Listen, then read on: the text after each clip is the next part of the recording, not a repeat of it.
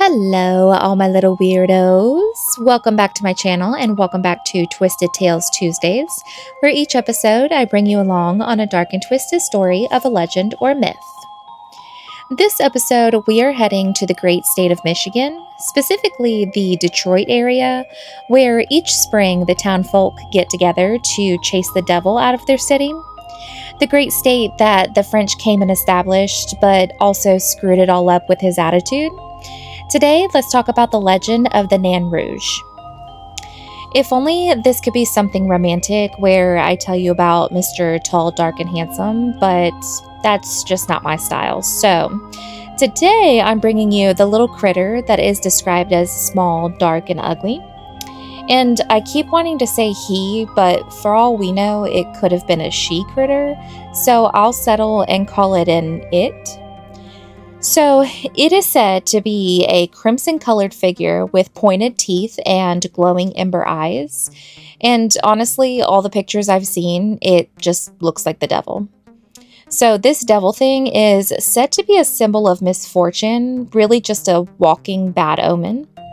I also read where it was described as a defender of sorts for those on the losing end of history, just being a menace to those in power. And I really like that quote. So this whole shebang started in the 1700s when Antoine de la Mothe Cadillac was attending a party. He was approached by a fortune teller at this shindig and was warned of his future encounter with the Nan on his next adventure. She told him he is to appease the monster with flattery, and his reward would be discovering a city that would make his friends over in France jealous. But on the flip side, if he were to disrespect the monster, misfortune would follow. So Cadillac set out the next day and eventually established Fort Detroit. And it does have a fancier French name, but I don't know how to pronounce it. And thus, Detroit was born, and the settlement prospered for years. That was until the devil critter was spotted. When Cadillac ran into this thing, it was like he forgot all about his encounter with the fortune teller. He probably thought that since it's been years and his town has been on the up and up, that he was safe from the so-called curse. So he hit the Nan with his cane and told it to leave his city at once, like an idiot. But the monster didn't dispute, it just slipped away into the darkness while cackling. And just as he was told, misfortune was bestowed upon him. And in a series of misfortunate events, Cadillac managed to get charged with abuse of power and removed from his post. He was shipped to Louisiana to live with his family, which he hated Louisiana and thought it was a gross place. Then he was later shipped back to France and was briefly imprisoned, and ending with him losing his fortune. All because he was rude to the small, ugly creature. Talk about bananas.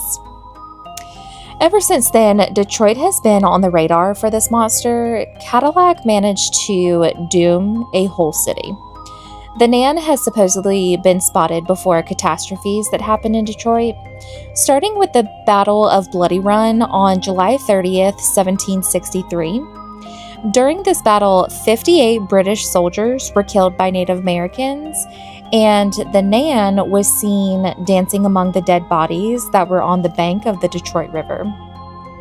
It was also said that the river itself turned red with blood for days after. Then we have the Great Fire of 1805, when Detroit's population was only about 600 people at the time. The Nan was seen running through the settlement just days before the fire broke out, all while wearing a sinister grin. Nearly the entire city was destroyed by this fire. It was said to have started at or near the stables of the local banker, but it was also rumored that the hot ashes from a pipe started the fire. Whichever it was, the first building to catch was a barn, and it just ran wild from there. At the time, the city lacked a proper fire department, so they literally did a bucket brigade starting at the Detroit River. But in the end, even that wasn't enough. Luckily, no casualties were reported, but there was also no official cause determined. It was said that the Nan was present to oversee and symbolize the city's doom. Heading into the 1960s, we have the 1967 riots that broke out. 2 utility workers claimed to have seen the creature just before the riot started. It's like the monster knew what was about to happen. It knew that the police were about to raid an unlicensed after-hours bar and just cause trouble for everyone. It exploded into one of the deadliest and most destructive social rebellions and lasted 5 whole days. Next, I want to tell you about the blizzard of 1976 that happened in Detroit. Apparently, 2 linemen reported seeing what looked like a child climbing a utility pole.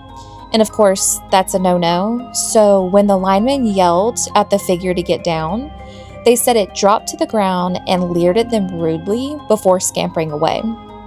And surprise, surprise, a massive ice storm hit the very next day. The ice storm shut down the entire region and left hundreds of thousands of residents without power. And I mentioned at the beginning of this episode that the townfolk gather and run the devil out of town, and that event is called the Marche du Nain Rouge. Nain Rouge. Yeah, Marche du Nain Rouge. So each spring, hundreds of people gather and chase a person that is dressed as the Nan out of the city. And after that, they burn a stuffed dummy that resembles the Nan to symbolize banishing the evil spirit from the city for another year.